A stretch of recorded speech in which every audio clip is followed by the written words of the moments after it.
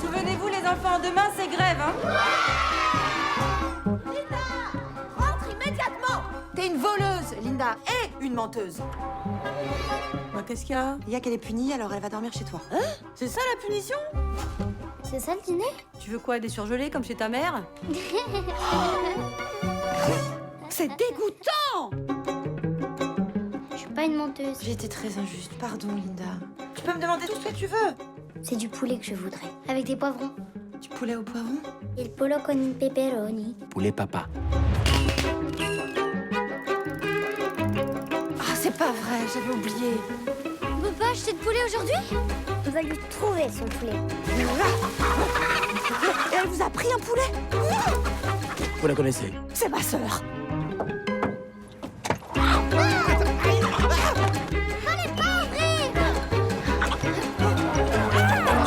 Vous faites quoi, les enfants? Waouh! On va le pêcher à la ligne, le poulet. On va se le faire, ce poulet au poivron. Allez, fonce! Allô? Ah, c'est vous, chef. Oui, oui, tout ben.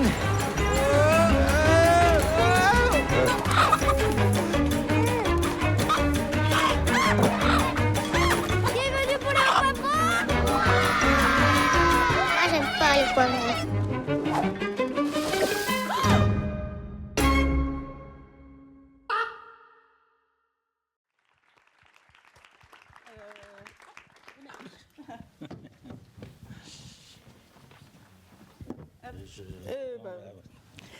Et donc, nous accueillons le producteur de Linda avec du poulet. Je m'assieds, allez. On dit Marc Irmer. Irmer. C'est les artistes qu'il faut applaudir. Moi, comme l'expliquait Pierre avant moi, j'ai juste accompagné pendant 11 ans le projet. Ah oui, c'était rapide. C'était un peu plus long, ouais. Donc, Chiara Malta s'excuse, elle nous a prévenu hier. On savait qu'elle devait potentiellement partir d'un moment à l'autre en Italie. Elle a su hier, elle est partie directement en Italie. Donc, elle nous a écrit, elle s'excuse auprès de vous de ne pas pouvoir être présente aujourd'hui. Et voilà, nous avons la chance d'avoir le producteur du film qui connaît un petit peu le film. Oui, je connais un petit peu le film. Vous l'avez vu? Ouais. Voilà, c'est peut-être sur les techniques d'animation. S'il y a des questions très pointues, ce sera plus compliqué, mais je pense que je vais arriver à répondre. Parfait. Est-ce que Lilou est toujours avec le micro et est disponible pour une question? Je crois que la jeune femme en rose, Oui, déjà j'ai posé tout à la l'heure. question avant déjà, et elle a été très frustrée. Alors, le mode d'emploi, par contre, ça va être vous posez la question et vous rendez le micro à Lilou. Comme ça, après, on fait partir dans toute la salle. Merci. Bonjour, j'aurais une question. Après avoir reçu un prix au César, qu'est-ce que vous apporterez de plus le prix Renoir si vous le recevez avec Linda veut du poulet? Ça commence c'est direct. Pertinent comme question. Eh ben, en fait, je pense que c'est une toute autre forme de reconnaissance. Les Césars, c'est la reconnaissance des pairs, c'est les professionnels de la profession. Les techniciennes, les techniciens, les actrices, les acteurs, les productrices, les producteurs, les distributeurs, enfin bref, les professionnels de la profession, 4700 personnes, voilà. Bon, c'est un panel parmi d'autres. Le prix du public, c'est les vrais gens, le vrai public. Les lycéens, c'est vous. Moi, ce qui m'intéresse, ce serait vraiment super, c'est qu'on a toujours voulu, enfin, Chiara, dès l'écriture, parce que pour l'anecdote rapidement, ce film a été conçu d'abord comme un film en prise de vue réelle, pas comme un film d'animation. Et donc, c'est pour ça les 11 ans. Et au bout de 3 ans, on s'est rendu compte que ça allait être compliqué d'avoir des pastèques rebondissantes, des policiers qui sont accrochés derrière les camions pour un premier film à l'époque. Voilà. Donc, c'est devenu un film d'animation parce que Sébastien Lodenbach, qui est le compagnon de Chiara Malta, est dessinateur et réalisateur d'animation, et c'est devenu un film d'animation. Depuis le tout début, le scénario en prise de vue réelle, qui est très ressemblant au film finalement que vous avez vu, Chiara voulait toujours faire un film pour les jeunes à partir de 6 ans, les jeunes un peu plus grands, les jeunes encore un peu plus grands, pour ceux qui ont gardé une âme d'enfant dans leur corps d'adulte, etc. Et on s'est rendu compte, voilà, j'ai l'impression, j'ai 2 filles, une de 15 et de 18 ans, alors on va dire qu'elles ne sont pas objectives, mais leurs amis qui ont vu le film ont aussi, donc des lycéennes, et des lycéens ont aussi apprécié le film. Et je dis, non, c'est pas qu'un film pour les enfants, c'est vraiment un film pour tout le monde, je pense qu'on peut s'y retrouver. Donc le prix Jean Renoir des lycéens serait un grand plus parce qu'il signifierait à tout le monde que ce n'est pas un film pour enfants, dans ce sens un peu péjoratif que certains adultes utilisent et qu'on a beaucoup entendu. Ah, c'est dommage, tu fais du film pour enfants. Comme si c'était une sous-catégorie, c'était pas du grand cinéma, etc. Or, justement, Chiara et Sébastien ont toujours voulu que le regard des enfants s'élève, c'est-à-dire vers le grand écran d'une part, mais aussi par les thématiques abordées, c'est-à-dire que chacun à son âge va comprendre des choses différentes dans le film. Il y a même des allusions érotiques dans le film, donc voilà, mais à 6 ans on ne les comprend pas, et peut-être qu'à 16, peut-être oui, je ne sais pas. Voilà.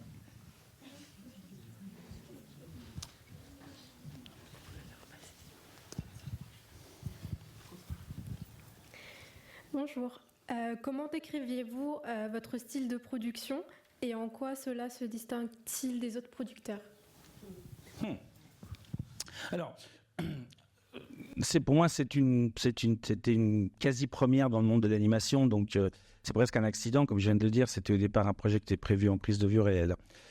Je crois qu'on m'a posé la question de temps en temps, est-ce que j'ai une ligne éditoriale ? C'est compliqué à dire, si ce n'est que je pense que ce qui m'a toujours intéressé, c'est de défendre un regard singulier sur le monde, et que si vous regardez de plus près ce qu'est Dolce Vita Film, ce sont essentiellement des films étrangers par des réalisatrices et des réalisateurs étrangers, mais parfois français aussi, parfois à Belleville, au coin de la rue. Mais en règle générale, voilà, un regard sur le monde et un regard depuis un monde un peu différent. Et Chiara, quand elle est venue me voir avec ce projet de film pour enfants, alors c'est vrai que c'était donc il y a 11 ans, mais mes filles avaient à l'époque 4 et 7 ans, et je me disais, ouais, c'est super, on va faire des films pour enfants, ça change un peu de tous ces films un peu politiques, sociaux, souvent chargés sur l'état du monde. Voilà. Mais ce qui m'intéresse quand même fondamentalement, c'est de donner la parole et de montrer le regard de ceux qu'on ne voit pas d'habitude. Voilà, donc je ne fais pas produit vraiment de films franco-français qu'on peut peut-être qualifier peut-être un peu bourgeois, ou etc. Moi, je ne fais pas ça.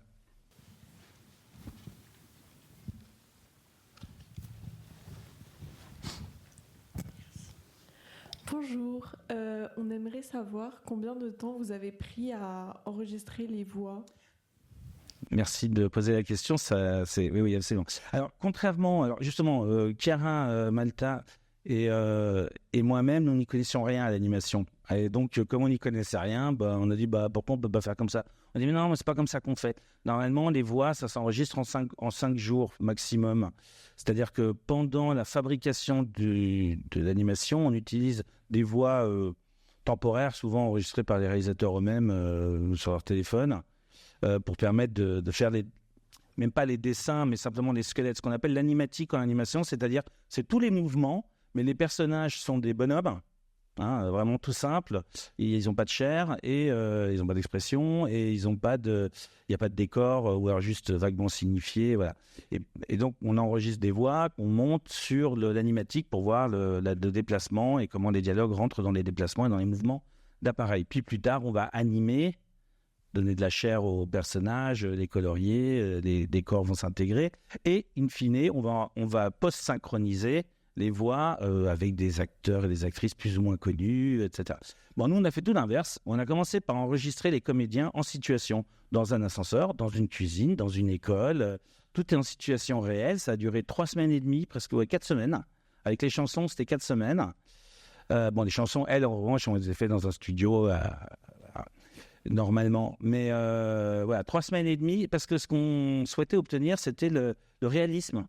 Quand vous êtes allongé, votre voix n'est pas la même que quand vous êtes debout.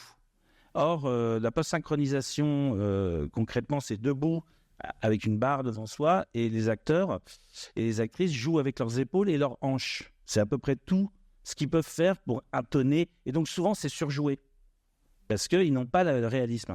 Et donc, nous, voilà, on a fait l'inverse. On a monté ces dialogues. C'est devenu une fiction radiophonique. Puis après, on a fait l'animatique, puis après, on a fait l'animation, mais les voix étaient déjà là dès le départ. Alors, on n'a pas inventé cette méthode, c'est Ma vie de courgette qui l'avait fait avant nous.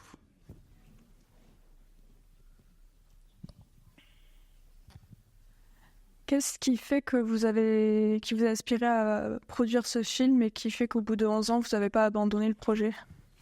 Je dis mes enfants.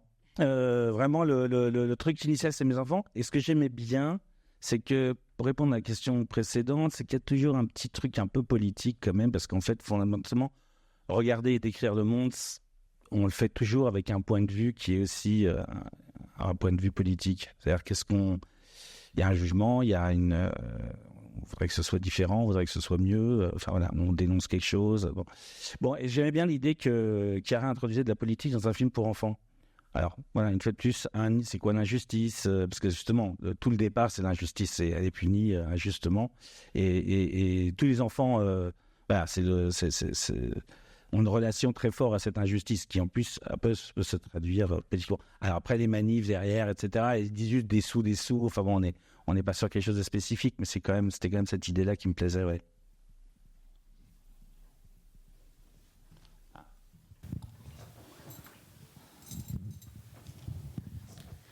Bonjour, je me demandais comment vous avez fait pour l'animation des dessins et si est-ce que pendant les 11 ans, vous vous êtes dit que vous alliez changer, que vous n'allez pas faire des animations mais autre chose parce que vous estimiez que ça aurait été trop complexe.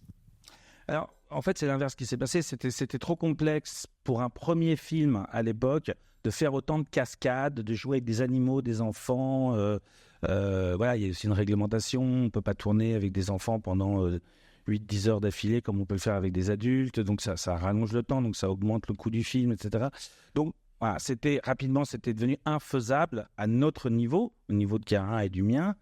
Et quand Sébastien Lodenbach a fait tout seul un long métrage d'animation qui s'appelait La jeune fille sans main en 2016, il a fait un dessin, puis un deuxième, puis 14 000 dessins plus tard, il a scanné ses dessins et c'est devenu un film. On avait une technique. On avait soudainement une technique. Alors, La jeune fille sans main, c'est pas Linda. Linda, c'est beaucoup plus coloré, c'est plus pop, c'est pas du tout le même découpage. Le découpage, c'est Chiara qui l'a fait, c'est pas Sébastien. Mais le trait très caractéristique de Sébastien était là.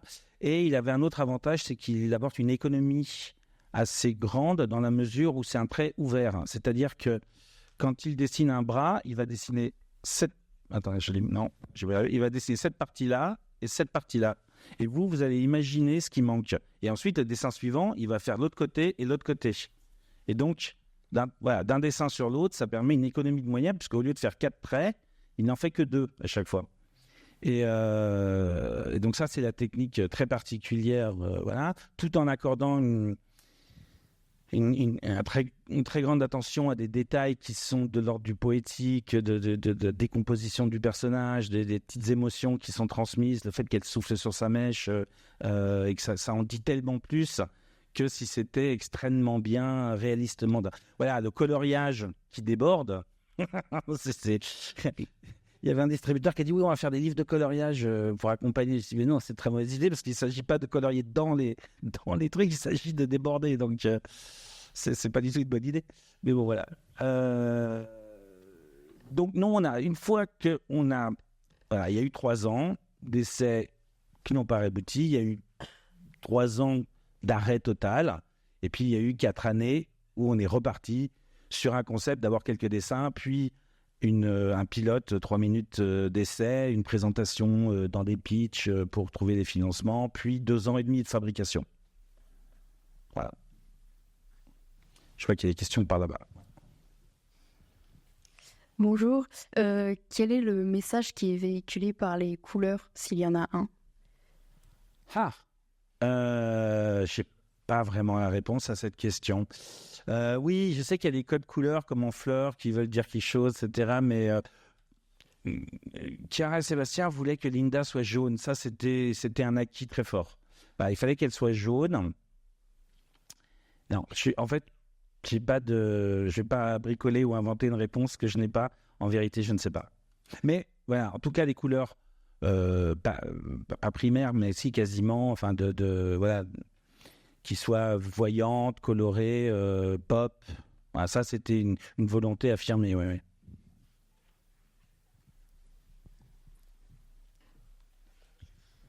Bonjour. À quel moment vous vous êtes dit que les dessins ils étaient terminés? Non, parce qu'il y a quelques critiques par-ci par-là, enfin, elles sont assez rares, hein, de gens qui n'aiment pas trop le film, mais qui qui écrivent les dessins sont pas terminés. Bon, ben voilà. Non, il y a disons qu'il y a 3 couches principales. Il y a donc l'animation, les personnages incorporés pleinement. Il y a le coloriage, effectivement, et les décors. Les décors, par ailleurs, je signale, donc c'est une artiste qui s'appelle Margot Dusseigneur. Elle fait un travail remarquable. C'est quelque part entre Matisse et Vlaminck. Vous en parlerez à vos profs d'histoire de l'art ou de... c'est-à-dire qu'il y a à la fois un mouvement et des grands aplats de couleurs. Et ça, c'était une volonté de... On s'était posé la question des décors. Dans La jeune fille sans main, Sébastien a fait un film où il y avait très peu de décors et c'était à peine signifié. Et là, donc, parmi d'autres, on a trouvé le travail de cette jeune artiste qui en a commandé les décors. Donc, une fois qu'on a eu les décors, qu'on a composité, c'est-à-dire vous assemblez les différents calques, entre guillemets, parce que concrètement, c'est des calques Photoshop, de l'animation de premier plan. Il peut y avoir des animations au premier et au second plan, etc., les coloriages et les décors. Non, il n'y a pas eu de... il n'y avait pas de... Non, il faut en faire plus. On sait pas... On aurait eu plus d'argent qu'on n'en aurait pas fait plus. Voilà, si ça répond à votre question.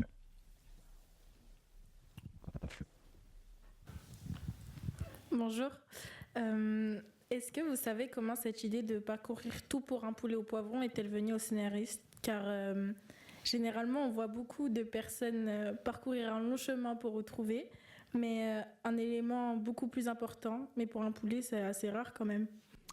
Oui, mais en fait, le poulet, c'est la Madeleine de Proust, c'est le vecteur, c'est le seul souvenir qu'elle a de son père. Son père est mort quand elle avait 2 ans. On ne se souvient pas de ce qui s'est passé quand on avait 1, 2 ans.